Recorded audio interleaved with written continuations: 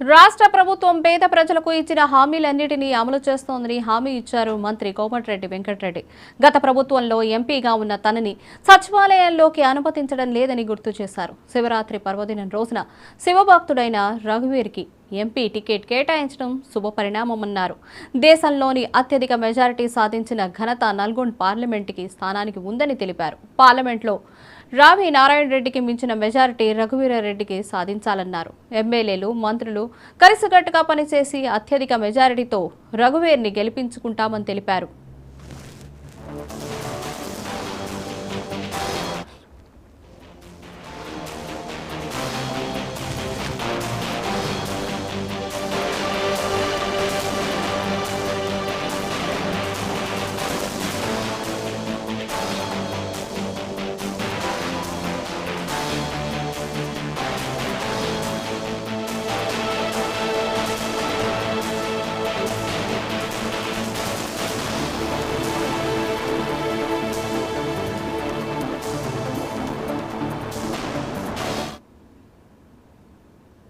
మిర్యాలగూడ పట్టణ ప్రజలు యావత్ కమిటీగా ఏర్పడి ఈరోజు శివభారతిని ఈరోజు మంచిగా ఒక టెంపుల్ని ఒక గుడి నిర్మించుకొని ఈరోజు విగ్రహాలు ఆవిష్కరించుకొని నిజంగా చూస్తుంటే నిజంగా ఆ శివరాత్రి రోజు ఈ శ్రీశైలం మల్లన్న స్వామి దగ్గర ఉన్నట్టు అనిపిస్తుంది మాకు నిజంగా చూస్తే.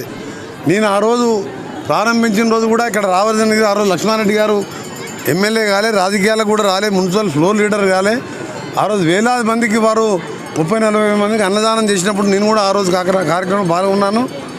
ఆ రోజు చెప్పిన ఒక మాట, ఏది ఏమైనా సరే విగ్రహం ఆ రోజు పూర్తయిన తర్వాత ఎక్కడ ఉన్నా ఢిల్లీలో ఉన్నా సరే తప్పకుండా వస్తానని చెప్పిన.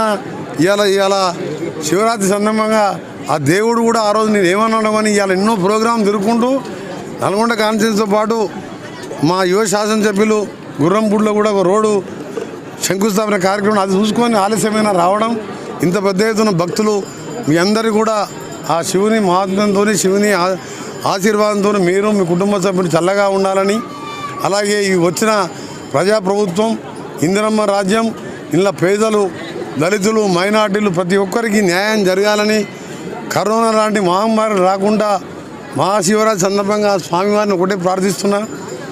ఈరోజు వచ్చే 5 సంవత్సరాల్లో మేము చెప్పిన కార్యక్రమాలే కాదు ఇంకా చెప్పని కార్యక్రమాలు చేస్తూ పేదవానికి, రైతులలో, మహిళల్లో ముఖంలో చిరునవ్వు చూడాలనేది మా కాంగ్రెస్ పార్టీ, మా ముఖ్యమంత్రి, మంత్రులు, మా ఎమ్మెల్యేల, మా నాయకుల కోరిక. తెలంగాణలోనే కాదు ఆంధ్రప్రదేశ్లోనే మీరు